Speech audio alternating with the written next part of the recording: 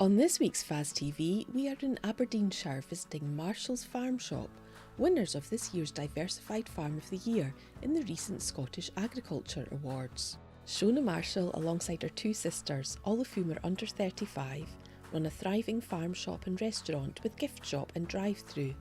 We hear how the family have grown their successful farm shop with an emphasis on from the farm gate to plate, which has meant adapting their farming enterprise to be able to fully supply the farm shop, butchery and restaurant. I'm Shona from Marshall Farms. We're based in Aberdeenshire, part of a family farm. So farm at home with my mum and dad and my two sisters. We farm 2,500 acres. We've got a mixed farm, cattle, sheep and pigs. Farming 500 calving cows between spring and autumn. 600 ewes lambing outside in the spring, and between 15 and 20 sows, enough for the farm shop. So we started off farming, we had a dairy farm back in the day. This was when Dad was younger and I was very young. We dairy farmed for quite a few years. We ended up coming out of it just because the input costs were so high and the price of the milk at the time wasn't enough to cover the costs. At this point we decided to start a little porter cabin, a little farm shop. It was a self-service, selling our own tatties. We then went into eggs. It was just a little porter cabin that customers could stop by on the side of the A96. We've got a great location for it, and customers would pick up their goods for the week. From there we decided, because the shop was doing so well and we felt like it had potential, rather than having to sell to a middleman, we decided at that point that the dairy farming was no longer for us, and we increased the number of beef cows at the time. We carried on farming, the shop grew over time, and it came to the point that the three of us were then ready to start coming home. We'd finished school, we'd been well on with our studies, and we decided to start coming home, and that's the point where we started to grow the farm shop, and the farm became more of a bigger thing to supply the shop. Hi, I'm Shona Marshall. They'll all call me Mom. We started about 30 odd years ago in a trailer across the road. The girls were only little, selling their own tatties and veg. Then we progressed into two cabins at each side of the road. We had one at each side, I had one side and Kenny had the other, and it showed us which side was the busiest.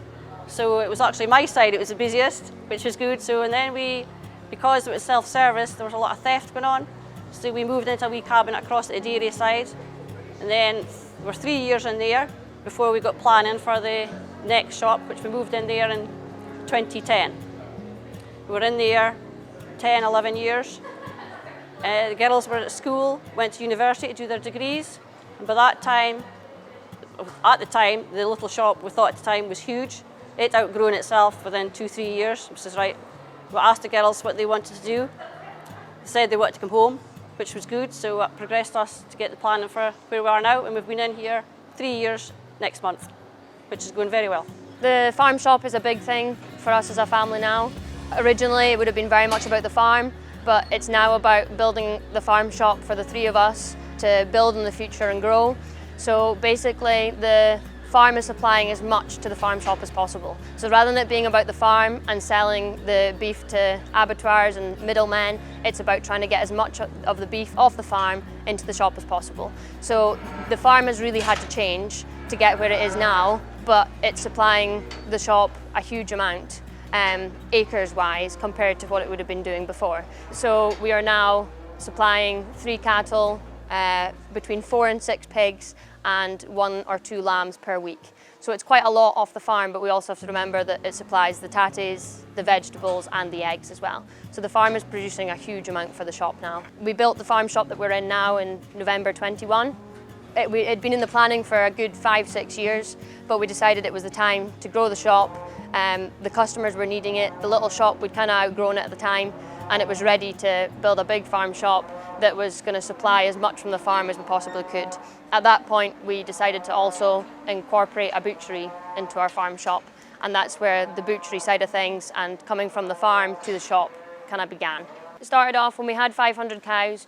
We had very much semental cows at the time, which was fine, but if we wanted to sell beef in the farm shop, we felt like Angus or a breed similar that had a good name, had a good brand, had to be brought in. So at that point in November, or just before November 21, we decided to introduce Angus's to our herd. So at the time, we only had about 40, 50 heifers. The stage we're at now, we have nearly 300 Angus cows. So in the last 3 years, we've grown it massively. The reason for it is not just because of the butchery side of things, but also for the farm. So we wanted an easier calving. We wanted cows that were cheaper to feed, not so expensive. Okay, they're inside at the moment, but we also have times of the year that they're outside. They're easier managed. They calve outside spring and autumn. It's an easy system, and that's what we needed. Trying to get labour nowadays in farming is very difficult, so the way around it is try and make things as simple as possible. I'm involved with calving the cows myself. When you're calving outside, you don't want to be calving cows at 10 o'clock at night. So the less we have to calve, the better. So that's where the Anguses came into it, not just for the shop, but for the farm side as well. So we introduced the Anguses the first year. They did really well. We hardly calved a heifer, and we thought it was too good to be true. How many we were having to calve was 13%. We've taken it down to below 8, which is quite a reasonable jump, basically. So we're really pleased with how they're doing. So we calve them both spring and autumn. The idea of that is so that we can get calves all year round for the butchery. Calving outside as simple as possible, taking them right from the calf stage all the way ready for slaughter, going to Miller's a Speyside abattoir for private kill. Obviously, we're using most of the Anguses through the shop at the moment, but it's going to expand, so we're going to have to build the Angus herd as well. So a lot of the heifers are now being kept for replacements, getting a good sized carcass, about 300 kilos, or as close to that as we possibly can for the butchery. So it's all about taking it from the story right from the start, from calving all the way through to putting it into the butcher counter and being able to tell our customers that story, which is really unique, I would say. Why we do what we do is really probably because we're so passionate. Started off farming and we're all hugely passionate in it. I love farming, but we wanted to do a little bit more than that. Rather than just selling to the middlemen, we wanted to be able to sell straight to the customers, let our customers enjoy what we're doing, and they really do.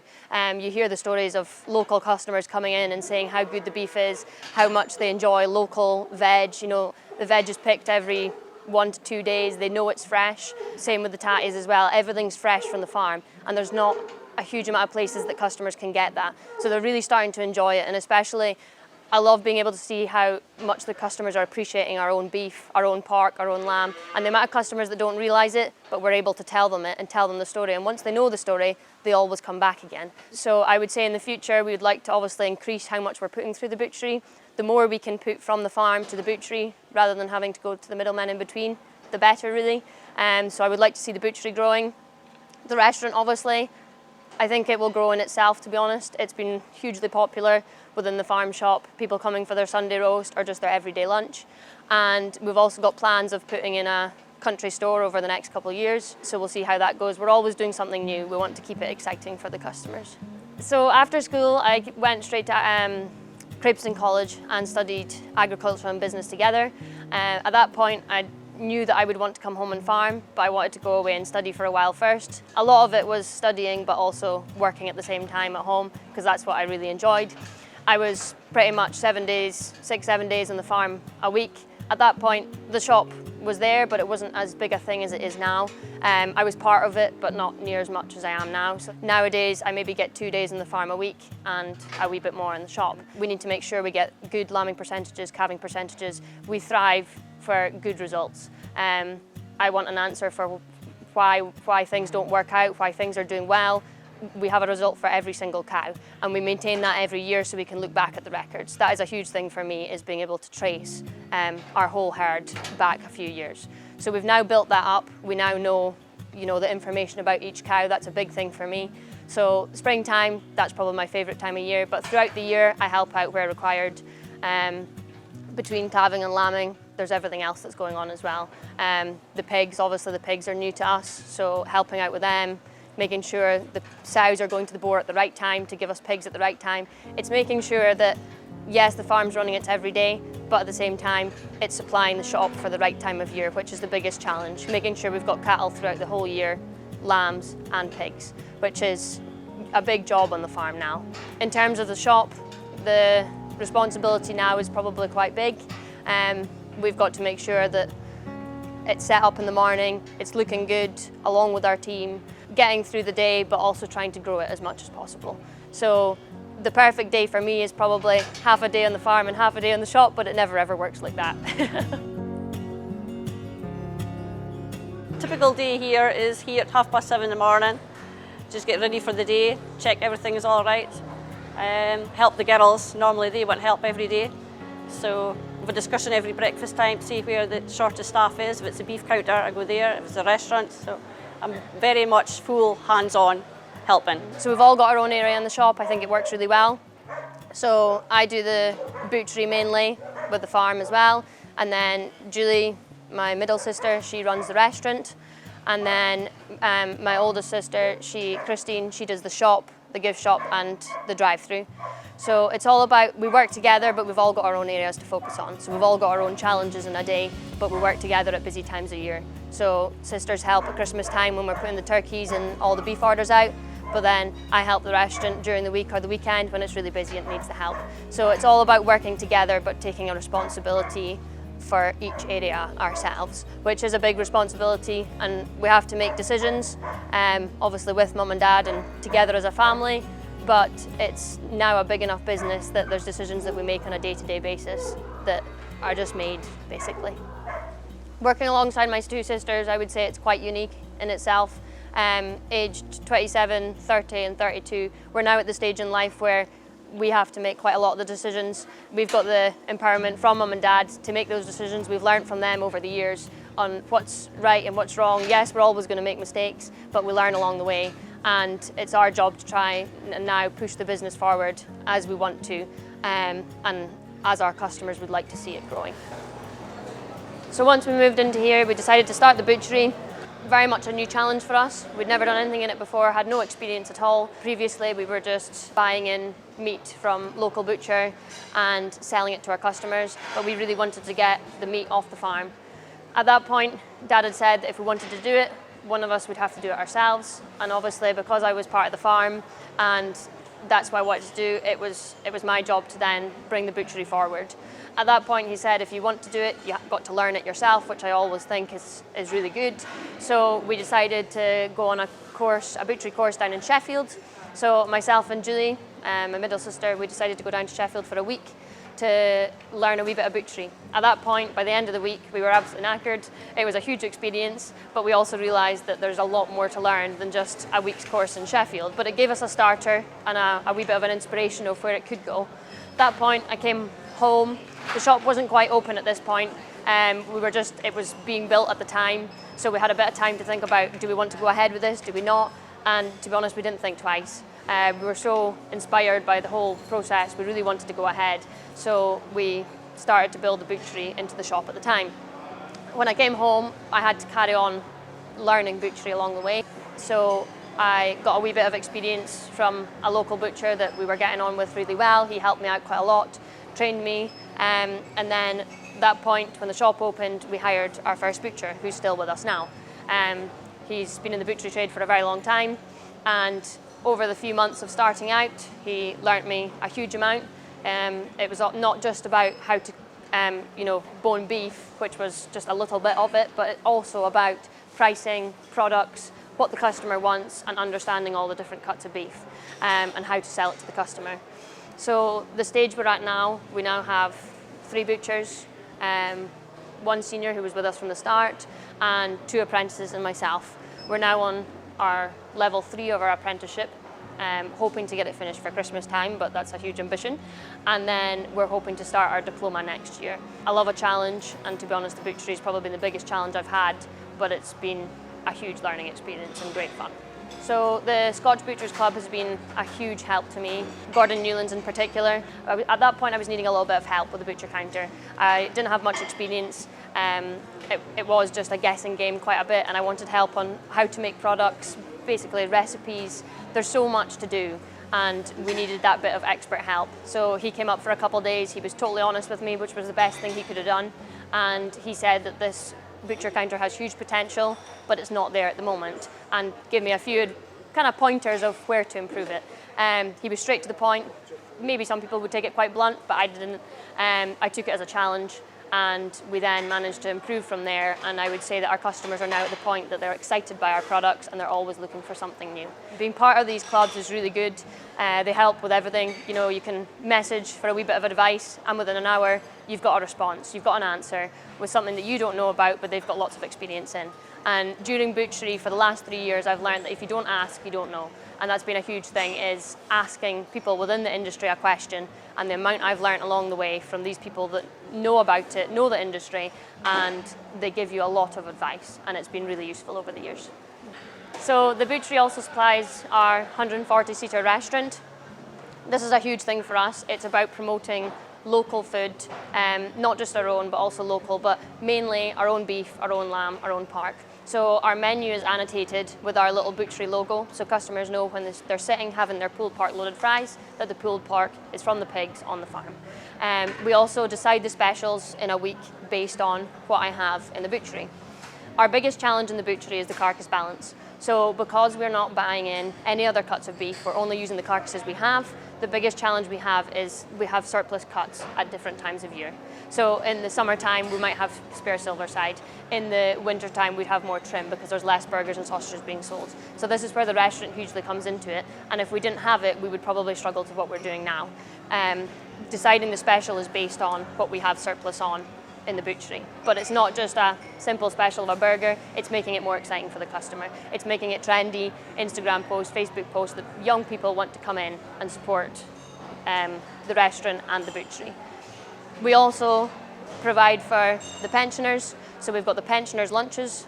So it's a simple, hearty, home-cooked meal. Could be beef olives, could be codge pie, but then they also come over to the butcher counter and buy their pensioners' pack. This is where they get 5 meals, their tatties, veg, pudding, whatever it is, for £20. It changes every week, and they've got the plan for the next month. They like this. It's decided what they're eating for their meal for a week. They don't need to worry about it. Their meals are set and they come back every week. We're now selling between 90 and probably 120 pensioners packs a week, but they're not just buying that, they're also buying other products when they're in, and they're supporting the restaurant as well. So we try and provide for everybody. It's traditional cuts, but it's also value-added products that the younger generation want. On a Sunday, we do Sunday roast. That's a really big thing for us. I really think that that's our signature meal of the week. It's about trying to promote everything on the plate being our own, except from the Yorkshire pudding and the skirly. So 90% of the food on that roast dinner plate is from the farm. Whether it's roast beef, gammon, pork, lamb, whatever we choose to put on that Sunday, plus all the veg and the tatties, the majority of it on the plate is our own. And we're now probably serving 60, 70 roast dinners on a Sunday, and people are coming in specifically for it. That's what we're about, is basically what's on that roast dinner plate. Serving local, everything's within 5 miles of the farm shop, and it's quite unique in itself. We were recently nominated for Diversification Farm of the Year at the Scottish Agricultural Awards. So the judges came up to see us a couple of months back. 3 judges came round, spent a lot of time with us one morning. It was really good just to be able to share our passion with them, get them to understand where we're coming from, what we're trying to do, and I hope they enjoyed the day as much as we did, because it was really good fun. And we were delighted to be the winners of the Diversification Farm of the Year award. It was a great night, and we're really proud of what we've done. This award isn't only a credit to us, but it's also a credit to our team. They do a huge amount of work behind the scenes along with us. They're here every single day. We've got a huge team, but every single one of them work very, very hard. The farm team especially, some of them have been with us between 25, our longest standing member, 40 years service. It's a very long time to spend with us, and it really does mean a lot to us. So this award really means a lot to them as well, and they really are a credit to have. I work on the meat and deli counter, serving customers. I actually come from Edinburgh, so moving up to Aberdeenshire was a big difference. I discovered farm shops, I discovered this place, and I just absolutely loved it. I was a very regular customer, and when I seen the job coming up, I applied and was delighted to get it. Working here is really nice. The environment, we sell nice things, we sell good food, and the family-run business is just a lovely thing to be part of.